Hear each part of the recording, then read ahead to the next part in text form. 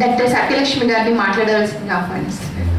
మొదటగా సావిత్రిబాయి ఫులే అధ్యయన వేదిక ఓయూ వారికి అభినందనలు. తెలంగాణ ప్రక్రియ మొదలైందన్న ఇది చాలా అవసరం కూడా.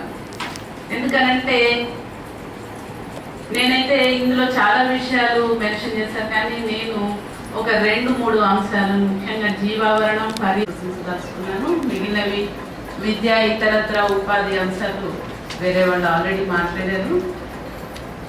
అయితే ఇవేవి కూడా ముఖ్యంగా మనం తినే తిండి దగ్గర నుంచి సొసైటీలో అది వనరులే అనుకోండి, కంఫర్ట్సే అనుకోండి, ఒక ఇల్లు కట్టుకోవాలన్నా, ఒక కారు కొనుక్కోవాలన్నా, ఒక రోడ్డు వేసుకోవాలన్నా ప్రతిదీ ఎంతో కొంత ఈ వనరుల్ని ఉపయోగించుకోవడం అనేది జరుగుతుంది. వీటన్నిటి పట్ల మన అవగాహన ఏంటి, మన ప్రాతిపదిక ఏంటి, ఏ ప్రాతిపదిక బేస్ మాట్లాడితే అది అసంపూర్తిగా అవుతుంది. ఇప్పుడు జరుగుతున్నది కూడా అదే. ఇవాళ మొత్తం ఇర్రెస్పెక్టివ్ ఆఫ్ చెప్పు కూడా ఒక మంచి ఇమేజ్ క్రియేట్ చేసే బాధ్యత కూడా మనందరిపైన ఉంది.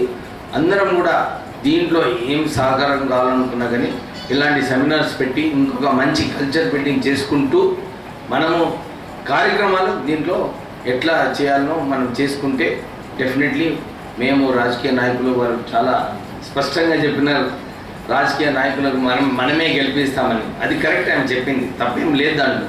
ఎవరైతే రాజకీయ నాయకులు సరిగా లేరో వాళ్ళని ఓడించే బాధ్యత అందరు మన చేతిలోనే ఉంది.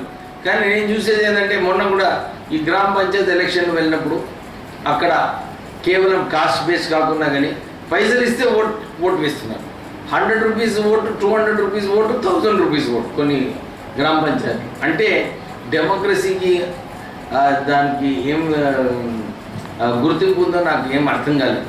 కానీ ఈ సమాజంలో ఇలాంటి పరిస్థితుల్లోనే మనం ముందుకు వెళ్ళాలి.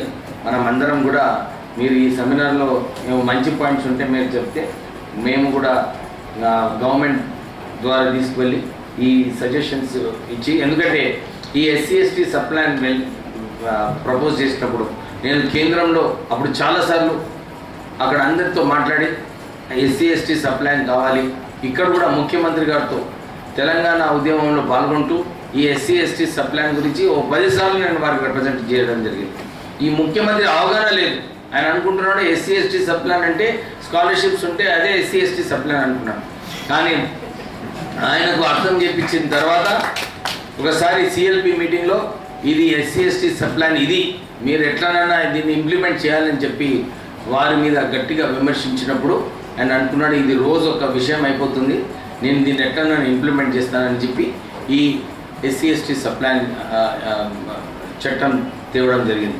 కానీ దీంతో పాటు వారికి నామినేటెడ్ పోస్ట్లో కూడా ఒక అవకాశం ఇప్పించి అందరూ కూడా ముందుకు వెళ్ళాలని చెప్పి కోరుకుంటూ మీరు ఈ సెమినార్ని పిలిచినప్పటికీ మీ అందరికీ కృతజ్ఞతలు చెప్తూ ముగిస్తున్నాను. జై తెలంగాణ.